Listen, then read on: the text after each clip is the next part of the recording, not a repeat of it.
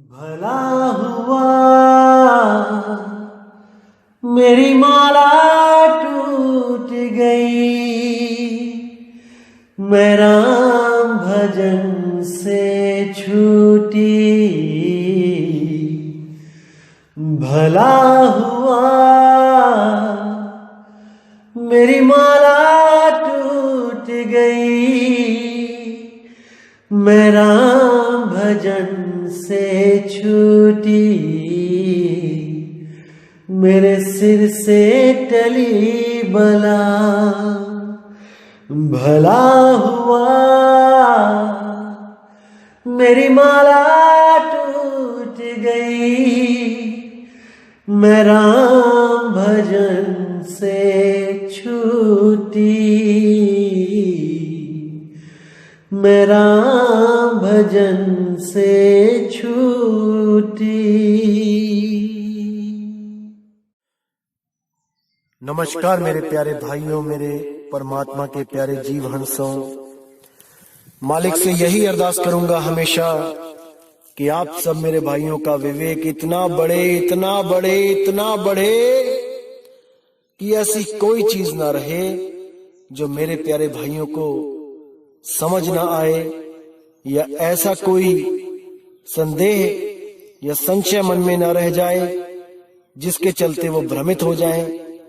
मैं कभी नहीं चाहूंगा कि आप में से कोई एक भी ऐसा जीवहंस कभी भी भ्रमित हो, या ऐसी कोई भी चीज रहे जो आपको समझ में ना आए। लेकिन उसके लिए मेरे भाइयों, आपको भी मेरा साथ देना पड़ेगा। जो चीज मैं समझाना चाहता हूं आपको भी पूरे मन से समझना पड़ेगा, पूरा विवेक लगा के उसको समझना पड़ेगा। अगर फिर भी समझ में नहीं आता है तो आप मुझे फोन कर सकते हैं, लेकिन पूरा जोर लगा दो मेरे भाई एक एक चीज को समझने में। तो दोस्तों, आज जो हम वाणी लेंगे अनमोल वाणी है, वो बीजक की।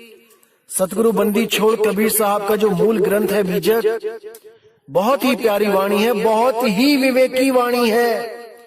अगर आपने इस वाणी को सही से समझ लिया तो 99% आप भ्रमों से बाहर हो जाओगे, बाहर निकल आओगे। तो क्या कहती है वाणी, आइए जानते हैं। आपन पाओ आप ही बिसरेओ, मतलब कि अपने स्वरूप को खुद ही भूल गया। ये बीजक की वाणी है। शब्द 76 बहुत सुंदर शब्द है। आज इस पे पूरा विचार करेंगे। जैसे स्वान कांच मंदिर में भरमत भूख मर्यो, ज्यों के हर बप निरख कूप जल प्रतिमा देख पर्यो। यानी कि जैसे कांच के मंदिर में अगर कोई स्वान यानी कुत्ता घुस जाए तो वो देखता है कि चारों तरफ जो कांच लगा है उसके अंदर उसकी प्रतिमा दिखाई देने लग जाती है, उसका प्रतिबिंब दिखाई देने लग जाता है, और वो वहां पर सोचता है कि मुझे अन्य कुत्तों ने घेर लिया है और ये मुझे नुकसान पहुंचाएंगे। और वो उन कुत्तों की तरफ देख के, यानी अपने ही प्रतिबिंब की तरफ देख के भौंक भौंक के अपने प्राणों को त्याग देता है। मरता मरता भी भौंकता रहता है, क्योंकि वो अपने निज स्वरूप को नहीं जानता, वो अपने निज स्वरूप को भूल चुका है, भूल चुका है। एक छोटी सी कहानी सुनाता हूं। एक बार एक राजा ने ऐसा ही एक महल बनवाया, शीश महल, जिसमें कांच ही कांच लगे थे। तो राजा को पता था कि कोई भी कुत्ता अगर शीश महल में जाता है तो भौंक भौंक के मर जाता है। तो राजा को एक खेल सूझा।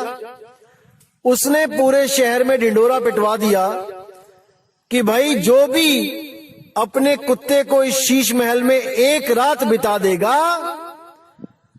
उसको मैं अपना आधा राज्य दान में दे दूंगा, इनाम में दे दूंगा। तो बड़े बड़े लोग आए, बड़े बड़े ट्रेंड कुत्ते आए, और जैसे ही उनको छोड़ा गया तो एक रात में क्या हुआ, वो भौंक भौंक के उन्होंने अपने प्राण त्याग दिए। शाम को कुत्ता डाला जाता और सुबह को उसकी लाश निकाली जाती। सब बड़े हैरान परेशान कि भाई इतने प्यारे प्यारे कुत्ते ये काल के मुंह में चले गए, लेकिन कोई भी जीवित वापस बाहर ना आ पाया। तो एक बार क्या होता है, एक बहुत ही होशियार आदमी होता है, वो भी अपने कुत्ते को लेके जाता है राजा के पास। कहता है महाराज मेरे कुत्ते को भी इस शीश महल में जाने का मौका दो। तो महाराज कहते हैं क्या तुम्हें अपने कुत्ते से प्रेम नहीं है? बहुत ही सुंदर कुत्ता होता है वो कहता है जी मुझे पूरा प्रेम है अपने कुत्ते से, आप इसको अंदर जाने का मौका तो दो। तो राजा कहता है चलो ठीक है। तो शाम को उस कुत्ते को जब शीश महल में भेजा जाता है और दरवाजे लगा लिए जाते हैं और पूरी रात बीत जाती है, जब सुबह को खोला जाता है तो देखते हैं कि कुत्ता वहीं पर बैठा हुआ है और कभी इस शीशे को देखता है, कभी उस शीशे को देखता है, कभी उस शीशे को देखता है, लेकिन भौंकता नहीं है। राजा बड़ा परेशान, ऐसा कैसे हो सकता है भाई?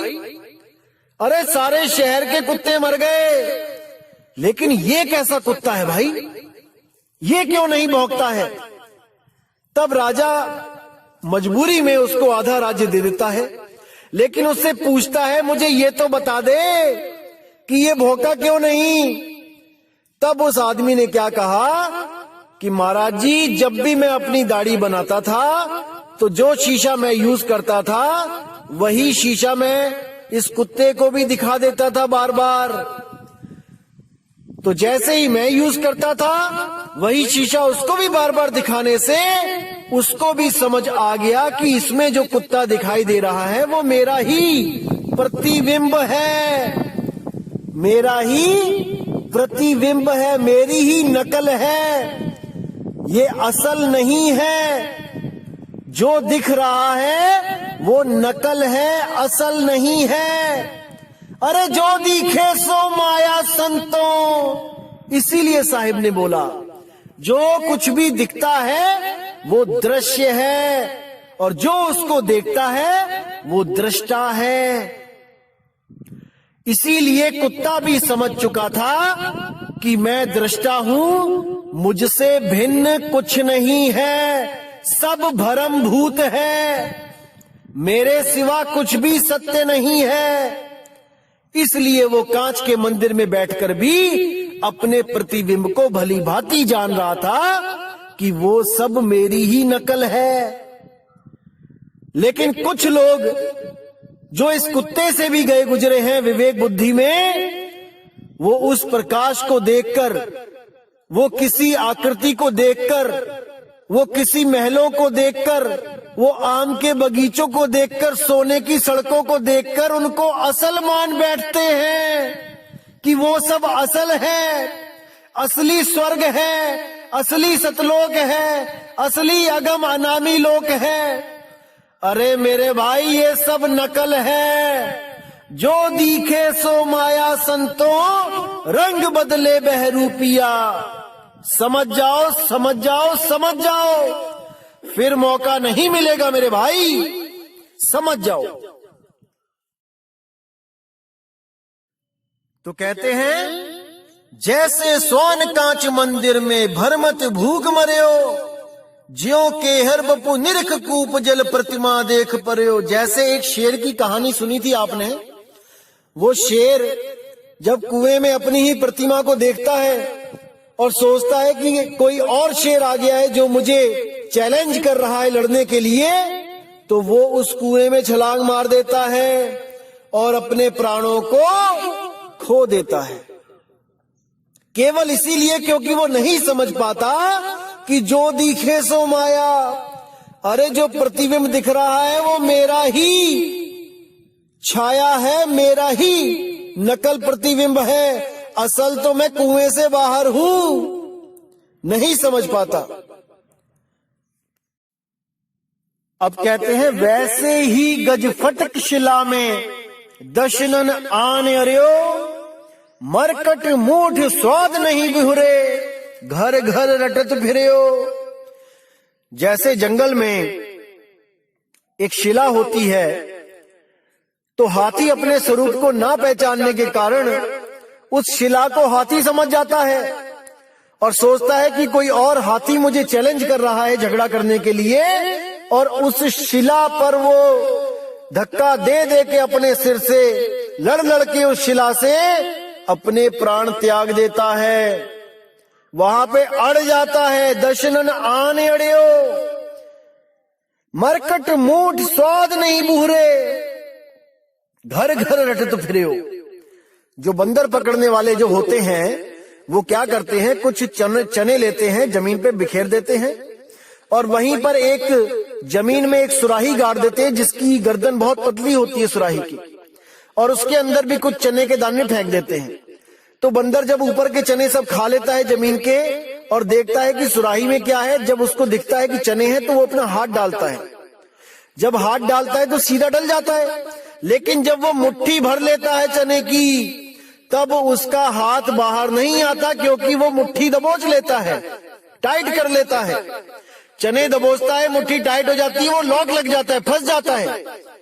अब वो अगर चने छोड़ के हाथ बाहर निकाल ले तो वो आजाद हो सकता है, लेकिन उसको लगता है कि मेरा किसी ने हाथ अंदर पकड़ लिया है, क्योंकि जब मैंने हाथ डाला था तब तो बड़े आराम से डल गया था, अब मैं निकाल रहा हूं तो हाथ निकल नहीं रहा है, मुझे किसी ने पकड़ लिया है। केवल और केवल उस लालच के कारण। अगर वो मुट्ठी खोल दे तो वो बाहर आ सकता है, लेकिन मुट्ठी बंद रखता है क्योंकि चने ना कहीं छूट जाएं। तो एक मुट्ठी चने के कारण वो पूरी उम्र घर घर नाचता है, घर घर नाटक करता रहता है और महादुख पाता है, आजादी को हमेशा के लिए खो देता है। ये केवल और केवल अपने निज स्वरूप को ना जानने के कारण मेरे भाई। तो आगे कहते हैं, कहे कबीर ललनी के सुवना तोहे कवन पकड़ियो। नलनी के सुवना का मतलब क्या है? आपने देखा होगा कि तोता पकड़ने वाला जो शिकारी होता है वो क्या करता है, तोते को पकड़ने के लिए एक खोखली पाइप लेके आता है, जो अंदर से खोखली होती है, उसको एक धागे में बांध देता है। जैसे कपड़ा सुखाने के लिए जो एक तार बंधी होती है, मान के चलो कि उसी में एक पाइप जो खोखली है वो चढ़ा देता है ऊपर, अंदर धागा है, ऊपर पाइप है, और नीचे रख देता है बहुत बड़ा टब पानी से भर के, और उसी पाइप पे बांध देता है मिर्ची। अब तोता जब दूर से देखता है कि मिर्ची बंधी है तो उसको नहीं पता होता है कि ये पाइप है कि ये एक डाल है या एक तार है जिस पे मैं जाके बैठूं। उसको यही लगता है कि एक बैठने के लिए जगह बनी हुई है जिस पे मैंने जाके बैठ जाना है। तो जैसे ही वो वहां पे जाता है, जैसे ही वो पाइप पे बैठता है, वो पाइप क्या होती है, वो घूम जाती है। अब तोता जहां सीधा बैठता है वो उल्टा हो जाता है, और जैसे ही उल्टा होता है एकदम उसकी नजर नीचे पड़े, पानी पे पड़ती है और वो डर जाता है। डर के मारे उसके जो पैर होते हैं अपने आप टाइट हो जाते हैं, कस के पकड़ लेता है। कस के पकड़ने के कारण वो पूरा उल्टा लटका होता है और वो सोचता है कि मुझे किसी ने बहुत जोर से पकड़ लिया है, और इस ललनी ने इस पाइप ने मुझे कस के पकड़ लिया है और अब ये मुझे छोड़ नहीं रही। इसी भ्रम में वो लटका रह जाता है और शिकारी आके उसको दबोच लेता है। अगर वो ये भ्रम निकाल दे कि इसने मुझे पकड़ा हुआ है और इस ज्ञान में आ जाए कि मैंने पकड़ा है इसको, मैं छोड़ के इसको उड़ सकता हूं। अगर इस ज्ञान को वो ग्रहण कर ले तो वो कभी भी पिंजड़े में कैद ना हो पाए। लेकिन अज्ञानतावश वो यही समझता रहता है कि इस नलनी ने, इस पाइप ने मुझे पकड़ लिया है और मैं अब उड़ नहीं पाऊंगा। बस इसी भ्रम में वो शिकारी के हाथ लग जाता है। इसीलिए साहिब बोल रहे हैं, कहें कबीर ललनी के सुवना तोहे कवन पकड़े हो। अरे तुझे किसने पकड़ा है रे, तूने पकड़ा है इसको। इसीलिए बोल रहे हैं, हे जीवात्मा तुझे कोई नहीं पकड़ सकता, काल तुझे नहीं पकड़ सकता, माया तुझे नहीं पकड़ सकती, 3 गुण तुझे नहीं पकड़ सकते, 5 तत्व, 25 प्रकृति, 10 इंद्रियां तुझे नहीं पकड़ सकते। तू आजाद है, लेकिन तूने इसे पकड़ रखा है, इसलिए तू गुलाम है, इसीलिए तू गुलाम है। अगर तुझे कोई ऐसा गुरु मिल जाए जो तुझे तेरा निज स्वरूप लखा दे और इस जड़वत प्रकृति से तुझे अलग कर दे, तो तुझे कोई नहीं पकड़ सकता। अरे नलनी के सोना तो हे कवन पकड़े हो, तुझे कौन पकड़ सकता है, अर्थात कोई नहीं। अरे ये धरती हांडी भई, ढकना भयो आकाश, 3 लोक ईंधन भया, जीव को कहा निकास। सतगुरु हांडी फोड़ के ढकना दियो उघार, और सुरत चली सतलोक को काल रहा झक मार। ये सुरत अपने निज स्वरूप उसको प्राप्त करने के लिए चली और ये काल झक मार रहा है। ये उसको नहीं पकड़ सकता, क्योंकि उस सुरत के बिना ये बेजान है, जड़ है। केवल उस सुरती की वजह से ये तन और मन चलायमान है, ये जीवित हैं। जैसे आप कार चलाते हो, कार जड़ है, आप चेतन हो, आपके द्वारा कार चलाई जाती है, आपके बिना कार नहीं चल सकती। समझो इसको, आप हो जो इसको चला रहे हो। इसी तरह तन और मन आपको नहीं पकड़ सकते, क्योंकि आपके बिना ये मुर्दा है, मुर्दा। लेकिन आपकी शक्ति से ये जीवित होके इस 3 लोक को बसा के बैठे हैं। 3 लोक में इनका राज है, आपको गुप्त कर दिया गया है, ये प्रगट है, और आप उस गुप्त रूप को, उस गुप्त नाम को, उस निज नाम को नहीं जान पा रहे। इसीलिए बंदी छोड़ को यहाँ पर आप जैसी देह बना के आना पड़ता है, देह धारण करके आना पड़ता है। वो देहधारी नहीं है कि उसकी कोई अपनी देह है, वो देह धारण करके आता है। जैसे राजा किसी लड़ाई में जाए तो अस्त्र शस्त्र धारण करके जाता है। इसका मतलब ये नहीं कि वो घर में बैठा हो भी अस्त्र शस्त्र धारण करके बैठा होता है, या उसके शरीर ही अस्त्र शस्त्र से लदे होते हैं। नहीं भाई, जब समय आता है तब वो अस्त्र शस्त्र धारण करता है और युद्ध को जाता है। इसी तरह जब कबीर साहब ज्ञान देने आते हैं तब शरीर को धारण करते हैं, और जब निज स्वरूप में जाते हैं तो धारण शरीर को हटा देते हैं, गुप्त कर देते हैं। वो देहधारी नहीं है हमारी तरह, लेकिन हमारे लिए वो देह धारण करके आते हैं। असल में वो विदेही है, विदेही। समझ जाओ इस बात को मेरे भाई, समझ जाओ। तो दोस्तों, उम्मीद करूंगा कि आज के सत्संग से आपको निज स्वरूप के बारे में काफी हद तक समझ आ गया होगा। और कुछ लोग आपको भ्रमित करने की कोशिश कर रहे हैं कि देखो, जैसे कांच के मंदिर में कुत्ता भौंक भौंक के मर जाता है अपने निज स्वरूप को देखता हुआ, ऐसे ही आप भी मर जाओगे, भ्रमित हो जाओगे। दोस्तों, वो निज स्वरूप दिखता नहीं है, जो दिख रहा है वो निज स्वरूप नहीं है, वो प्रतिबिंब है। उन लोगों को इतना भी नहीं समझ में आ रहा है कि शीशे में निज स्वरूप नहीं दिखाई देता है, प्रतिबिंब दिखता है। निज स्वरूप वो होता है जो शीशे में देख रहा होता है, वो शीशे से बाहर होता है। और जिसको निज स्वरूप का ज्ञान होता है वो किसी भी चीज को देख के भ्रमित नहीं होता है। भाई अभी आप और ज्ञान अर्जित करो, तब इस ज्ञान के मैदान में आना मेरे भाई। तो आप लोगों ने इन लोगों की बातों पे बिना विवेक किए भरोसा नहीं करना है मेरे भाई। इन लोगों को बोलने दो क्या बोलते हैं, आप केवल विवेक करते रहो कि ये क्या कह रहे हैं, क्या समझाना चाहते हैं, कहीं ये खुद भ्रमित तो नहीं है जिनकी बातों में आके आप और भ्रमित हो जाओ। बिल्कुल पूरा विवेक लगा देना है आपने। किसी भी सत्संग को सुनने में जो मेरे खिलाफ बोलते हैं उसको 10 बार सुनो, समझो कि कहां पर वो गलती कर रहा है। अगर आपने उसकी गलती को पकड़ लिया तो मैं समझ लूंगा कि आप में विवेक शक्ति जाग चुकी है मेरे भाई, जाग चुकी है। अब आप इस लायक हो चुके हो कि आप उस अनमोल ज्ञान को ग्रहण कर सको। तो दोस्तों आज का सत्संग इसी के साथ मैं समाप्त करता हूं। और आने वाली 1 तारीख को इस 12वें पंथ के काल दूतों का जो जाल है वो बिल्कुल काट दिया जाएगा।